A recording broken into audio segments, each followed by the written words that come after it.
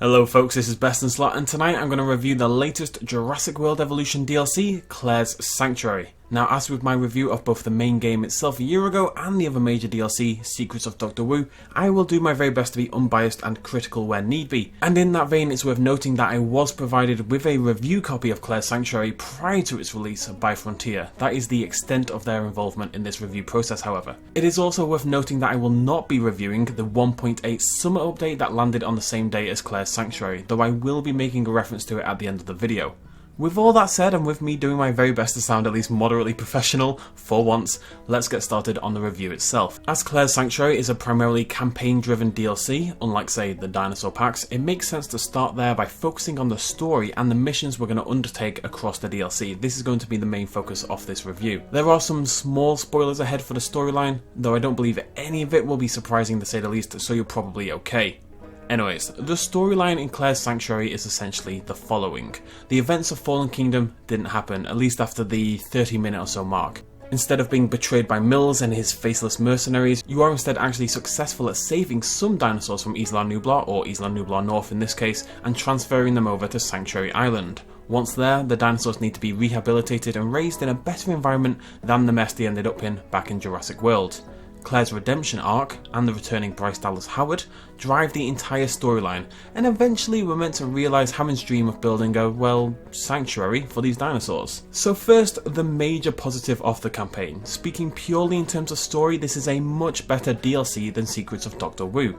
By tying the campaign more firmly into the film canon, albeit an alternate universe edition, and by giving us the opportunity to save, say, a Brachiosaurus from Isla Nublar, players are much more emotionally motivated by the campaign than they ever were in the past. I know, because 10 billion of you have shouted at me so far for not doing so.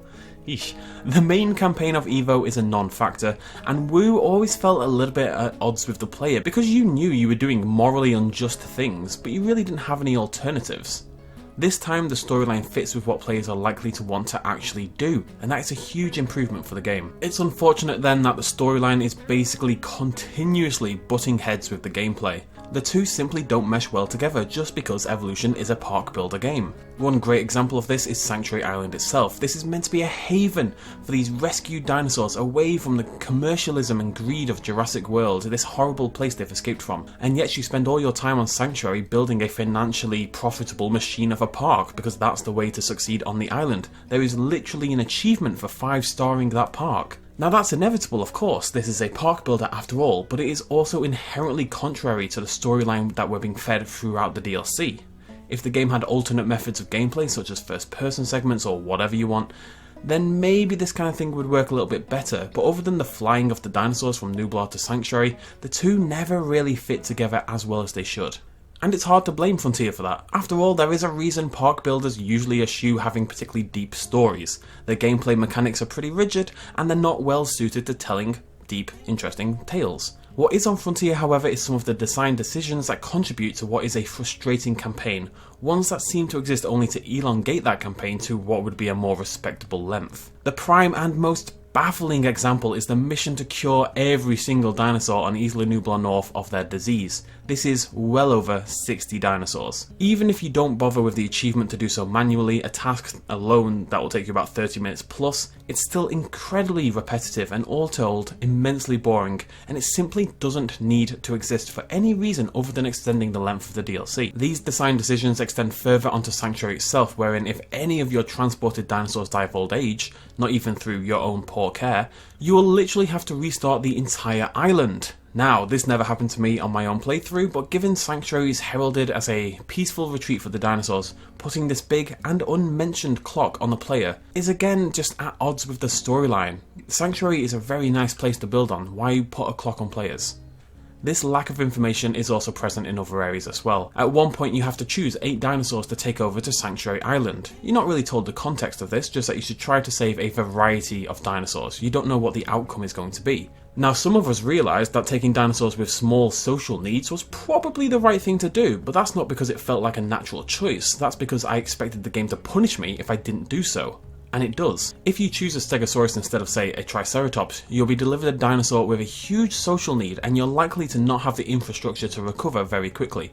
It is doable, of course, but the point is it's unintuitive and again at odds with the storyline. If your favourite dinosaur is a Stegosaurus, you are given a much harder campaign mission just for making that choice. The game stresses that you should be taking a variety of dinosaurs, so most players aren't going to take the 5 Stegosauruses needed to maintain their social need. They're going to take one. They're going to take a variety of dinosaurs because that's what the game tells you to do. You can't then punish players for taking a variety of dinosaurs, but that is exactly what the game does. These were all avoidable problems, unlike the ones I mentioned a little earlier, which are just inherent to a park builder, I feel, and I do think this DLC has suffered a little bit from maybe a lack of playtesting. All that said, the second half of the DLC on Sanctuary Island is much stronger than the first half in my opinion. The introduction of the new dinosaur species along with the paleobotany angle made for a very nice change of pace from the more typical mechanics of, here's a storm, here's many angry carnivores, deal with it. It fits well with Claire's ethos and new motivations, and I did form a bit of an attachment to the dinosaurs I'd rescued from Isla Nublar North, which I assume was Frontier's intention. I didn't have any of the problems many other players have had, so that may have contributed to the better experience I had, but it's a nice island, it has a more pleasing mission structure. Sanctuary Island itself, the second half of the DLC, is at least more successful. So the campaign is a mixed bag, but what of the other additions to the game? There's 3 main aspects for us to focus on here: the dinosaurs, the truck tour, and the paleobotany. We're going to start with the truck tour because it is the smallest addition of the 3, though it may actually be my favourite. The truck tour functions essentially in the same way as the gyrosphere, but it includes multiple viewpoints and feels much more intimate and real than the hamster wheel ever did. I will admit, I'm not a big fan of the gyrosphere in general, and I find them to be gimmicky more than anything else, but the truck does feel like a big upgrade in general regardless. Now, it's not quite a Jurassic Park tour, but the first person view of the inside of the truck really does give you that feeling of experiencing the dinosaurs as a real person in your park would. In addition, the new audio lines are a brilliant addition to the game, making the whole experience feel incredibly authentic, although they are part of 1.8 and not necessarily the DLC. The dinosaur roster we're going to observe from this truck has also been expanded with 3 new dinosaurs, a downgrade from the 5 we had in Secrets of Dr. Wu for some reason. These dinosaurs are generally though a great addition to the game. I do have a few nitpicks as follows. The Albertosaurus with its massive eyebrows and the Tyrannosaurus both look really good in game and they have some fantastic skins. Hello Rainforest Tyrannosaurus. But they have the same issue that the Alloro Titan started back in November, in that there's this odd plastic rubber feel to them. The Albertosaurus in particular, the skins really lack proper texture.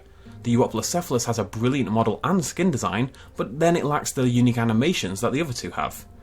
All that said, I really do like these 3 new dinosaurs, and I feel that overall they may be a better addition to the game than the 5 we got with Dr. Wu, even if they are lesser in number. The Albertosaurus in particular has a fantastic rig and some really entertaining new animations. It's even a little bit screechy, which I think a lot of us were hoping for, and I think shows that Frontier do listen and they're aware of what the fanbase wants. The other final new addition is the paleobotany. On Sanctuary Island, you'll build a greenhouse and then research different plants for your dinosaurs. Certain dinosaurs like or dislike certain plants, and feeding the right plants will extend your dinosaur's lifespan and prestige rating, whilst feeding them the wrong ones will cut both of those stats drastically. It is a deeper system than I was expecting personally, and because you're limited to 1 greenhouse on all but Isla Nublar itself, you can only ever have 5 out of the 10 plants active, which does mean you're going to have to make some tough decisions regarding which ones you're going to use. That is my favourite aspect of this edition.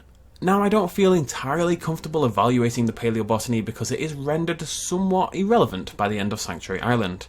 I think it's a great system, but it's also one that has really no reason to exist if you play on a sandbox island, which I think is where the majority of us spend our post-DLC time with this game. How it factors into a replay of the main game is going to be interesting, and I can see it being a valuable addition there depending on when it comes in, but I wouldn't like to say for sure until I do play through the main game myself, again. It's worth noting that it is also an interesting change to challenge mode, and I think it may swap up the tactics we use a little bit for that mode. We'll have to keep an eye on that. As I've said, I really have no problems with the basal design of paleobotany, and I think it is a really cool system. I'm just not sure how it fits into the game going forward.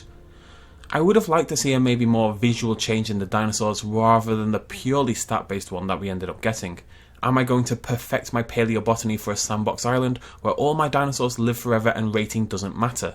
No. Would I do so if they got a new animation showing their happiness or satisfaction? Maybe some unique calls or even certain buildings or skins only available for use if those ratings are met? Yes, definitely. Not that those are particularly great ideas, but my point is it does need more of an incentive for post-DLC use and some more awareness, I think, of how people are actually going to play this game. And that's it really, folks. A new campaign, 3 new dinosaurs, a truck tour, and paleobotany. That then takes me to my final point, the size of the DLC, and this is where we're going to be bringing patch 1.8, the summer update, back into the fold. Claire's Sanctuary is a pretty threadbare DLC, if we're totally honest. You can complete the story content in 4 to 5 hours without particularly rushing. The paleobotany is great, but I don't feel it's incentivized correctly. The truck tour is great, but at the end of the day it's just a truck tour. And we get less dinosaurs than last time, even if they are of probably higher quality. Claire's Sanctuary has a better storyline than Secrets of Dr. Wu, but I do feel it falls down a little in sheer amount of content. The reason for that? Well, we can only speculate, only Frontier really know why we got less dinosaurs this time, etc, but I believe the answer likely lies in 1.8. Patch 1.8 is the biggest change Evolution has ever had. It's a wonderful update, full of great and well thought out changes that make a fundamental difference to the game. But that update didn't come out of nowhere. The man hours to build it didn't come out of nowhere. This then has put me into a slightly awkward position.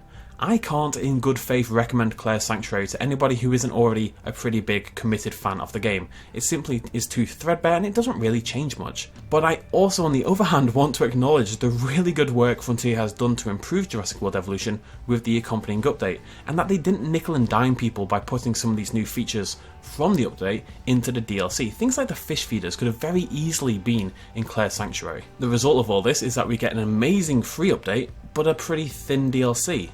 And now I think that's the combo most people would choose. It makes the DLC more optional, but it does make for a slightly awkward closer because to me the DLC and 1.8 feel very intrinsically connected. If you're a big fan of Evolution and you want to support the work Frontier has done with this patch and you're likely to spend a long time playing the game regardless, it's worth your money. If you're a more casual fan, I would wait, in all honesty. I don't think there's anything here to bring you back. The campaign is too short and sorely lacking the round of balancing it needs to justify it, along with the limited dinosaur roster. Where you fall on that spectrum depends on your funds, your playtime, and how much you value what Frontier have done with 1.8. That's all for me anywho. I hope for any of you on the fence about this DLC that this review has proved helpful, and for those of you who already bought it, I hope it gave you some things to think about maybe. I enjoyed my time with Claire's Sanctuary immensely. I was always going to. I've got like 300 hours in this game. Outside of a couple of missions, I enjoyed it anyway. But as it was back when Evolution first released, and as it will be forevermore, it's important to be constructively critical of areas where the game could possibly improve. I hope that's come across in a fair and balanced way, but as per usual, I would love to hear your comments on that down below in the comment section. If you did enjoy this review, please consider throwing me a like, a subscribe if you're new to the channel, and I'll see you lovely folks next time. Cheers, much love as always, bye bye. Hey folks, thanks for watching. If you enjoyed this video and you want to help support me a little bit more, you can do so at patreon.com/bestinslot. There's a link in the description down below. Every little really does help in times like these, but it's not at all expected, and by just watching the video you've already helped me out massively, and it makes you a pretty cool person, so well done you. Thanks for joining me either way, I'll see you next time.